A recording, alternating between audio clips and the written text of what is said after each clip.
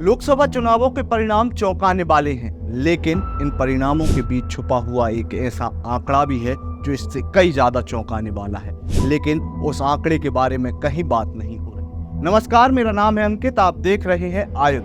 आज के वीडियो में हम बात करेंगे एक ऐसे ही आंकड़े के बारे में जो आंकड़ा 1947 के भारत के उन चुनावों की याद दिलाता है जिन चुनावों में भारत और पाकिस्तान के बंटवारे की नींव रखी गई थी। वो चुनाव जहां मुसलमानों ने एकजुट होकर सिर्फ और सिर्फ मुसलमान और पाकिस्तान के लिए वोट डाला था।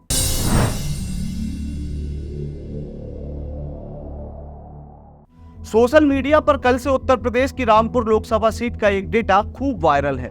इस डेटा के अनुसार रामपुर का एक बूथ है जहां 100% मुस्लिम मतदाता हैं। इस बूथ पर टोटल 2322 वोट डाले गए थे, जिनमें से एक भी वोट भाजपा को नहीं मिला।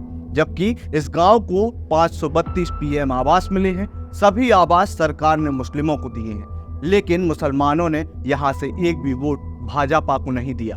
इस सीट से समाजवादी पार्टी के मोहिबुल्लाह ने 87,000 से ज्यादा वोटों से जीत दर्ज की है। यही नहीं, यहाँ भाजपा को महज 40.6% वोट मिले हैं। ये आंकड़ा केवल रामपुर के मुस्लिम बाहुल्य क्षेत्र का नहीं है, बल्कि ये हाल देश की हर उस सीट पर है जहां मुस्लिमों की जनसंख्या 50 या 50% से अधिक है। आइए नजर डालते हैं ऐसी ही सीटों के इन हैरान करने वाले आंकड़ों पर।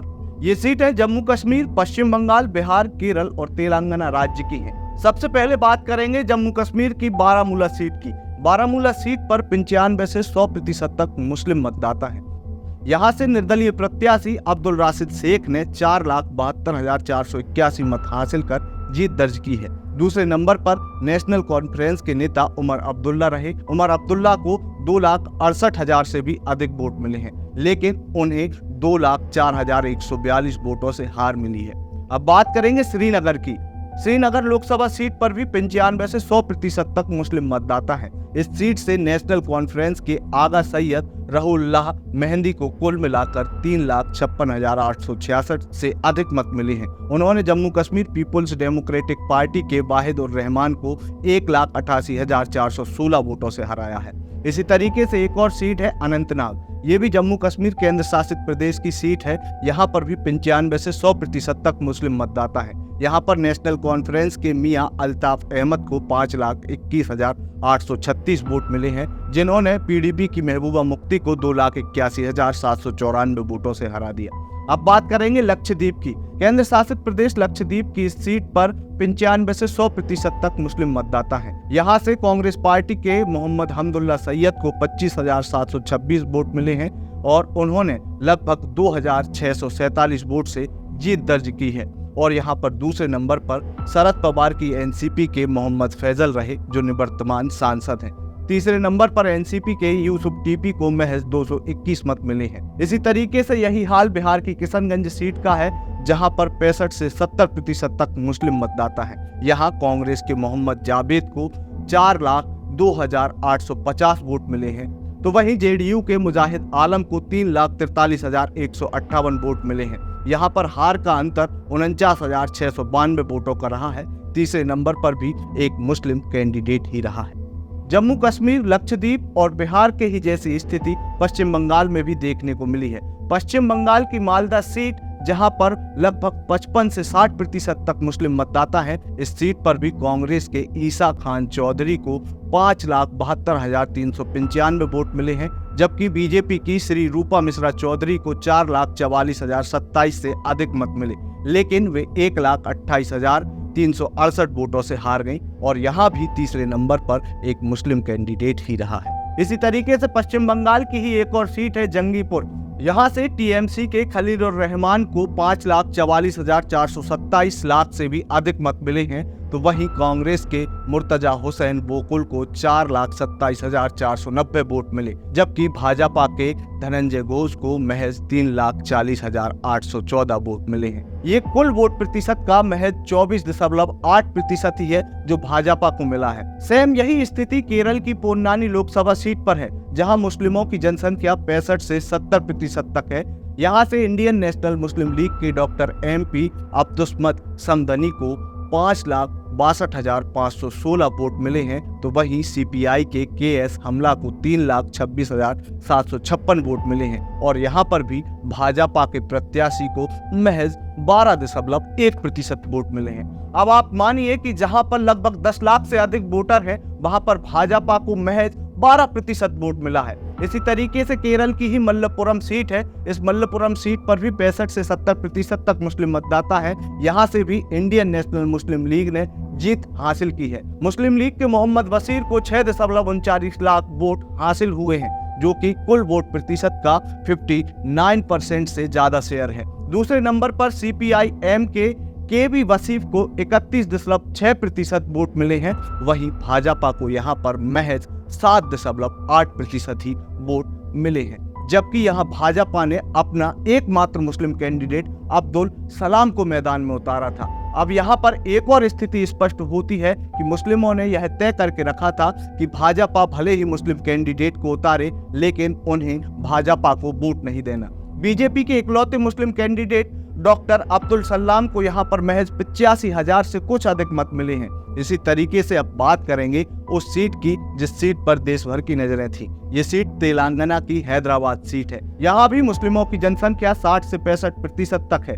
हैदराबाद लोकसभा सीट पर असुद्दीन ओवैसी लगातार जीत दर्ज करते आ रहे हैं। उन्होंने इस चुनाव में भी 6.5 लाख से अधिक वोट हासिल किए हैं, जबकि हिंदुत्व की छवि के कारण देश भर में फेमस हुई माधवीलता को महज 3,23,894 वोट मिले, जो कि ओबीसी से लगभग 2 गुना कम मत हैं। ये कुल वोट का महज 29.9% ही है। अब मान लीजिए कि इस सीट पर 60% तक मुसलमान हैं, तो वहीं 40% हिंदू या फिर अन्य धर्म के लोग होंगे। लेकिन यहाँ पर भी माधवीलता को कितना वोट मिला? महज 29.9%, जो कि 40% से अगर हम इसको माइनस करें तो 10% कम है। ये 10% वोट भी शायद असुद्दीन ओवैसी के ही खाते में गया और ये वोट देने वाले कोई और नहीं बल्कि वहां पर रहने वाले सो कॉल्ड लिबरल हिंदुओं के द्वारा ही दिए गए। अब बात करेंगे असम की धुबरी लोकसभा सीट की, जहां पर मुस्लिमों की जनसंख्या 55 से 60% तक है। इस सीट पर कांग्रेस के रकीबुल हुसैन को करीब 14,71,885 वोट मिले। उन्होंने AIUDF के मोहम्मद बदरुद्दीन अजमल से 3 गुना अधिक मत हासिल किए और यहाँ पर अगप के मुस्लिम कैंडिडेट को महज 3 लाख वोट मिले। अब बात करेंगे उस एकमात्र सीट की जहां पर मुस्लिमों की जनसंख्या ज्यादा होने के बावजूद भी एक हिंदू कैंडिडेट जीता है। ये सीट भी असम की ही है। असम की करीमगंज लोकसभा सीट पर 55 से 60% तक मुस्लिम मतदाता है। इस एकमात्र सीट पर भाजपा के कैंडिडेट कृपानाथ मल्ला को 5,45,000 से अधिक वोट मिले और इन्होंने कांग्रेस के हाफिज राशिद अहमद को 18,360 वोटों से हराया। अब तक मैंने आपको जितनी भी सीटें बताई हैं, इन सीटों पर मुस्लिम वोटरों की संख्या 50% या फिर उससे कई ज्यादा अधिक है। लेकिन यहाँ पर भारतीय जनता पार्टी को नाम मात्र का वोट मिला है। नाम मात्र का यहाँ पर भाजपा का वोटिंग परसेंटेज है। इसी तरीके की कई और सीटें हैं, जिसमें पश्चिम बंगाल की बहरामपुर हो या फिर असम की बरपेटा सीट हो। इन सभी सीटों पर भारतीय जनता पार्टी तीसरे और चौथे नंबर पर रही है।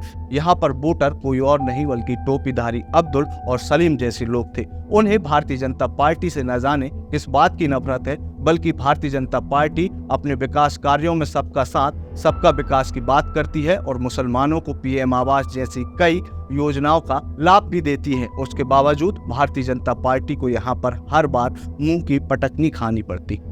जाते जाते पश्चिम बंगाल की मुर्शिदाबाद सीट का भी हाल आपको बता ही देता हूँ। इस सीट पर लगभग 70 से 75% तक मुस्लिम मतदाता हैं। यहाँ से TMC के अबू ताहिर खान को 6 लाख से अधिक वोट मिले और वो अपने निकटतम प्रतिद्वंदी CPIM के मोहम्मद सलीम से 1.5 लाख से अधिक वोटों से जीतने में सफल हुए हैं। और यहाँ पर भाजपा के कैंडिडेट को कितना वोट मिला है? महज 18.9%। इन आंकड़ों को देखकर अब तक आप ये तो समझ गए होंगे कि 1947 में जब भारत पाकिस्तान के बंटवारे के लिए वोटिंग की जा रही थी, उस वक्त मुसलमानों को पाकिस्तान चुनना कितना आसान रहा होगा। उनके लिए अपने मजहब से ज्यादा और कुछ नहीं है। इसीलिए कहीं ना कहीं भारतीय जनता पार्टी इन सभी सीटों पर तीसरे और चौथे नंबर पर रही है। इन सब आंकड़ों को देखकर अब आपको भी एक बार सोचने की आवश्यकता है कि जब आप वोट देने निकलते हैं या फिर आप वोट देने जाते ही नहीं, पचमढ़ी और नैनीताल जैसी जगहों पर आप वोटिंग वाले दिन छुट्टियां बिताने निकल जाते हैं और उसका परिणाम क्या होता है? परिणाम वही होता है जो कि एनडीए को मिला हुआ परिणाम है। आपको यदि ये रिपोर्ट पसंद आई हो तो इसे अपने दोस्तों और रिश्तेदारों के साथ साझा करना ना भूलें। इसके अलावा आप आयुत को यूट्यूब पर सब्सक्राइब करना भी ना भूलें। आप हमें फेसबुक, ट्विटर और इंस्टाग्राम पर भी फॉलो कर सकते हैं। आपका बहुत बहुत धन्यवाद। लगातार जुड़े रहने के लिए आयुत को सब्सक्राइब जरूर करें।